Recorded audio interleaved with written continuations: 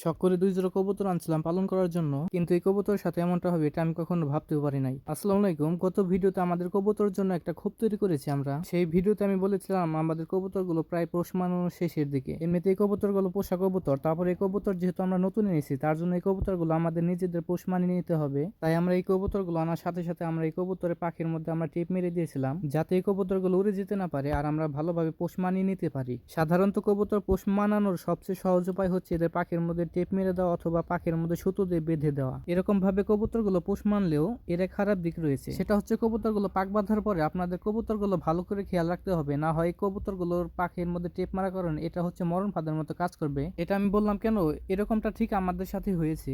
গত ভিডিওতে আমাদের কবুতরের জন্য আমরা খোপটা তৈরি করেছিলাম, কিন্তু সেই কবুতরের খোপটা তৈরি করতে করতে আমাদের রাত হয়ে গিয়েছিল। তার জন্য আমাদের খোপটা আমাদের পরের দিন সকালে আমাদের লাগানোর কথা ছিল।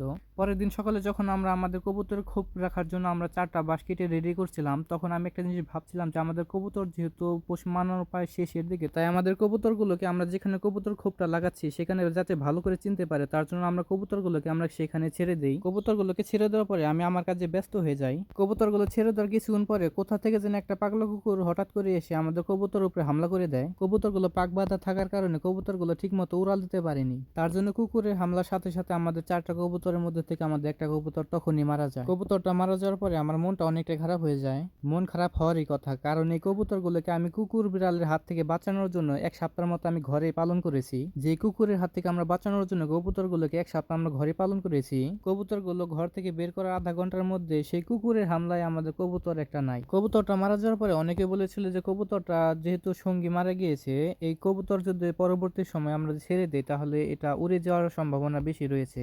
তারপরে আমি কারো কথা না শুনে পরের দিন আমি এই কবুতরের পাখে যে আমি টেপটা মেরেছিলাম এই টেপটা আমি পরের দিন আমি খুলে দেই। আলহামদুলিল্লাহ, কবুতরগুলো ছেড়ে দেওয়ার পরে কবুতরগুলো আমাদের উড়ে যায়নি, এই কবুতরগুলো এখন আমাদের কাছে রয়েছে। কিন্তু এই কবুতর থেকে আমরা 15-20 দিন আগে থেকে ডিম পাওয়ার কথা ছিল, কিন্তু সেই কবুতর থেকে আমরা একটা ডিম পাইনি। এরকমটা হচ্ছে কেন এটা আমি জানি না। তো এই ছিল আজকের মতো ভিডিও। আমাদের জন্য দোয়া করবেন। আসসালামু আলাইকুম।